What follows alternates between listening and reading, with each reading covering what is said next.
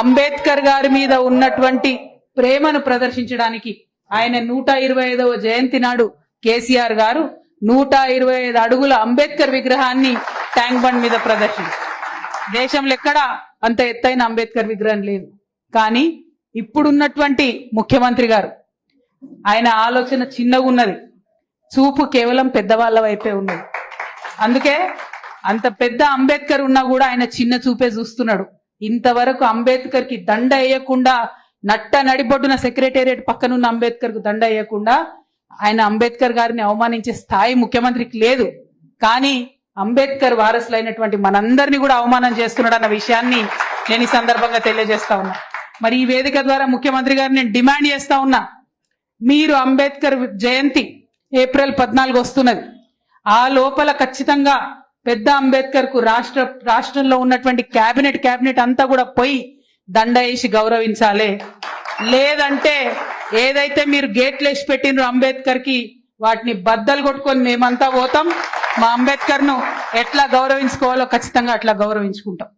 ఎందుకు అంబేద్కర్ ప్రస్తావన ముందు తీసుకొచ్చిన అంటే, అంబేద్కర్ ని గౌరవించలేడు, మన ఆకలిని గౌరవిస్తాడని అర్థమవుతుంది ఆయనకు. మన బాధ కేసీఆర్ కాబట్టి ఆయనకు అర్థమవుతుంది కాబట్టి దళిత బంధు అనే కార్యక్రమం పెట్టిండు.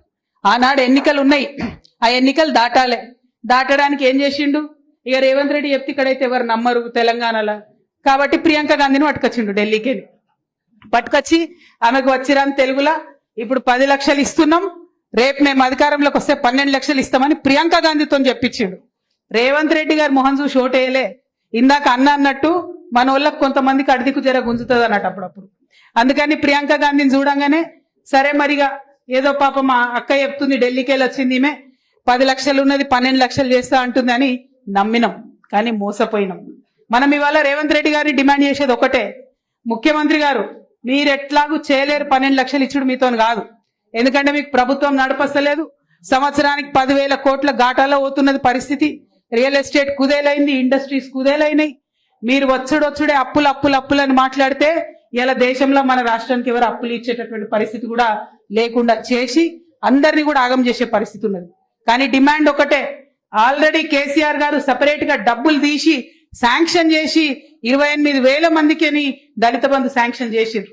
ఇవాళ మా తమ్ముడు మహేష్ ఆధ్వర్యంలో మీరందరు చేసిన ఉద్యమానికి 10,000 మందికి ఆల్రెడీ రిలీజ్ చేయక తప్పని పరిస్థితి వచ్చింది. ఇంకా 18,000 మంది మిగిలి ఉన్నారు. మీకు చేతనైతే ధైర్యం ఉంటే ఇప్పుడు బడ్జెట్ సెషన్ వస్తుంది, అంత లోపల రిలీజ్ చేయాలని చెప్పి నేను ముఖ్యమంత్రి గారిని డిమాండ్ చేస్తా ఉన్నా. ఈ బడ్జెట్ లోపలనే రిలీజ్ చేయాలి, లేకపోతే వచ్చే అసెంబ్లీలో బీఆర్ఎస్ పార్టీ తరఫున మేమందరం కూడా వారిని అసెంబ్లీ సాక్షిగా నిలదీస్తామని, మీ పక్షాన మాట్లాడతామని కూడా ఈ సందర్భంగా నేను తెలియజేస్తా ఉన్నాను. అంబేద్కర్ అభయహస్తం సాధన సమితి అని పెడతా అన్నాడు తమ్ముడు, పెట్టు కొట్లాడు. కాకపోతే ఈ ముఖ్యమంత్రి మీద అయితే నాకు నమ్మకం లేదు. ఉన్నదైనా మీకు ఎవరికన్నా ఎప్పుడైనా ఇచ్చిన మాట మీద నిలబడ్డానే? మరి ఎందుకే ఆయనతో మనకు మళ్ళా 2-3 ఏళ్ళు ఆగితే మనమే వస్తాం, మనమే వేసుకుందాం మంచిగా. ఇంకొక మాట మీరు ఆలోచన చేసుకోవాలి, ఆయన మోసం చేయని వాళ్ళు ఎవరైనా ఉన్నారా? కనీసం కేసీఆర్ సార్ గురుకులాలు పెట్టిండు, వాటినైనా నడపస్తుందా చక్కగా? 57 మంది పిల్లలు చచ్చిపోతారనే గురుకులాలలో. ఏం చేస్తున్నట్టు ప్రభుత్వం? ఏం చేస్తున్నట్టు? కనీసం కేసీఆర్ పెట్టిపోయింది దాన్ని ఉన్నట్టు నడపరాని చేతగానటువంటి వ్యవస్థ ఈ ప్రభుత్వంలో నడుస్తుంటే వారి నుండి ఇంకా మనం ఆశించడం.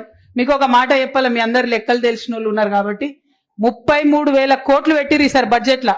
ఎస్సీ ఫండ్ 33,000 కోట్లు పెట్టిరు. దాంట్లో ఇప్పటి వరకు అంటే ఇంకా 15 రోజులు అయితే మార్చి వస్తుంది, కొత్త బడ్జెట్ వస్తుంది. దాంట్లో ఇప్పటి వరకు విడుదల చేసింది ఎంత అంటే కేవలం 9,800 కోట్లు. అంటే పెట్టుడేమో 33,000 కోట్లు, కానీ ఇచ్చుడేమో కేవలం 9,800 కోట్లు. అంటే కేవలం 30% బడ్జెట్ మాత్రమే ఇచ్చిరు తప్పితే ఇంకా ఇవ్వలే. ఇంకా మిగిలిన డబ్బులు కూడా మనకు ఉంటాయి మన ఖాతాల. ఎందుకోసం ఉంటాయి? కేసీఆర్ సార్ ముందే ఆలోచించిండు, ఇసొంటి ఎవరైనా ముఖ్యమంత్రి వస్తే ఫ్యూచర్ లో ఇబ్బంది అవుతుందనే SC/ST సబ్ ప్లాన్ కి ఒక ఖచ్చితమైన చట్టం తీసుకొచ్చారు కేసీఆర్ సార్. మీరు గనుక ఈ సంవత్సరంలో ఖర్చు పెట్టకపోతే వచ్చే సంవత్సరం మనకి ఇవ్వాల్సిందే అవి, వాటిని ఎగబెట్టడానికి లేదు. కేసీఆర్ సార్ చట్టంలో మనందరి కోసం ఆ రక్షణ పెట్టిండు ఆల్రెడీ. కాబట్టి ఇప్పుడు ఎగబెట్టినా కూడా ఆ డబ్బులు వస్తాయి. కానీ ఆ డబ్బుల్ని సంపాదించి తెచ్చి మీకు ఇచ్చేటటువంటి మనసున్న సర్కార్ లాగా అయితే నాకు అనిపిస్తలేదు. వారిని ఒకటే ఒక భాష అర్థమవుతుంది, వారికి ఉద్యమాల భాషనే అర్థమవుతుంది. బరాబర్ మొదలు పెడదాం, మేము అసెంబ్లీలో మొదలు పెడదాం. మీరు ఎక్కడేంటే అక్కడికి నేను కూడా వస్తా, ఈశ్వరన్న కూడా వస్తా, అట్లనే మా బండ శ్రీనన్న కూడా వస్తారు. ఇవాళ కావాలనే వీళ్ళిద్దరిని పిలిపించిన.